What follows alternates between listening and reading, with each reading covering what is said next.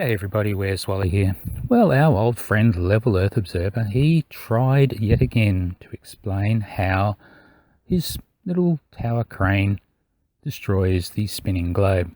See Adam, I didn't say makes the Earth flat, I said destroys the spinning globe. Because apparently Adam is a non-spinning globist. He thinks we all live on a globe, but it doesn't spin.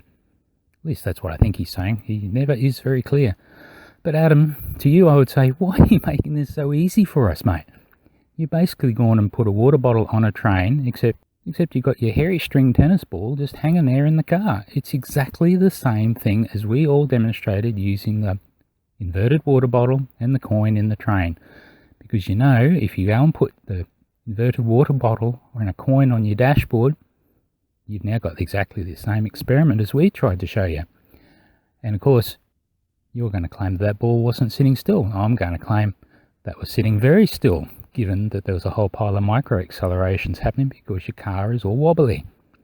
Now, what happens if you put it in a high-speed train that's very smooth, Adam? What do you think would have been happening there? That pendulum would have been almost dead still. Now, I wonder why.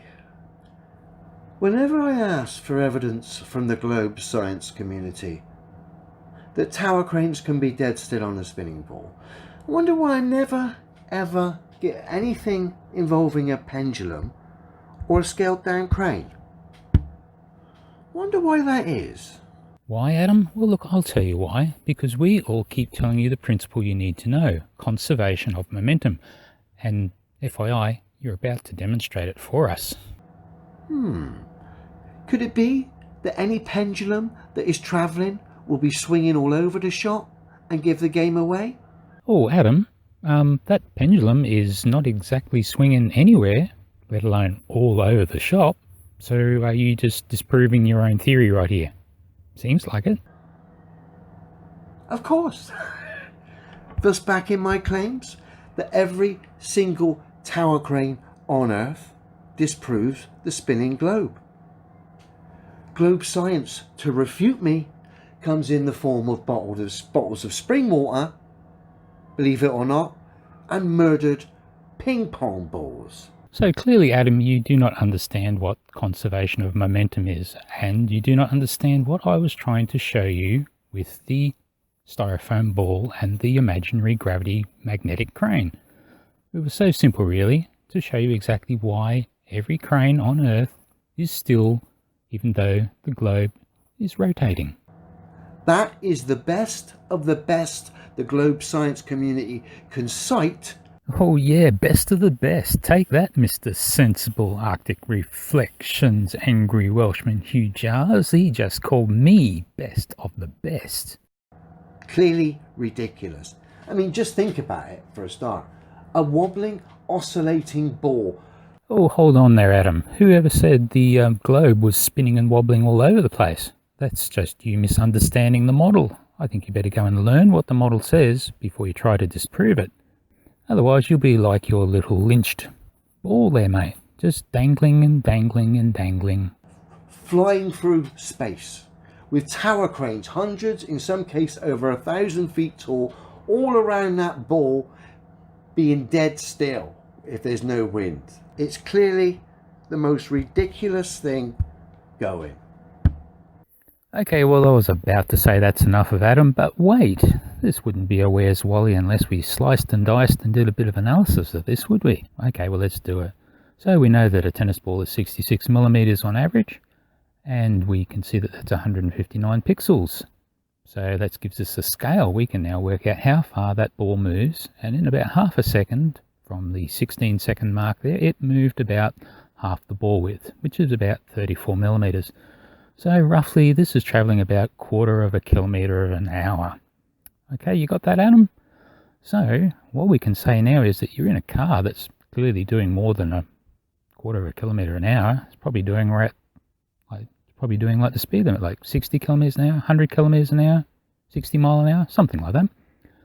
So clearly the speed of the vehicle has nothing to do with the speed of the ball wobble. Let's look at the direction, because speed is a vector.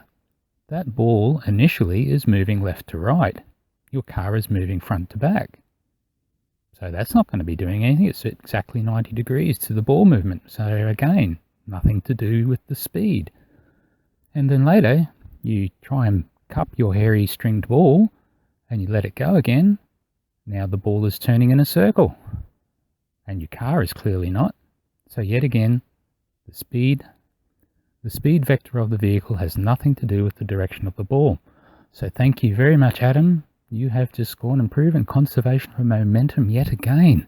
It's clearly the most ridiculous thing going.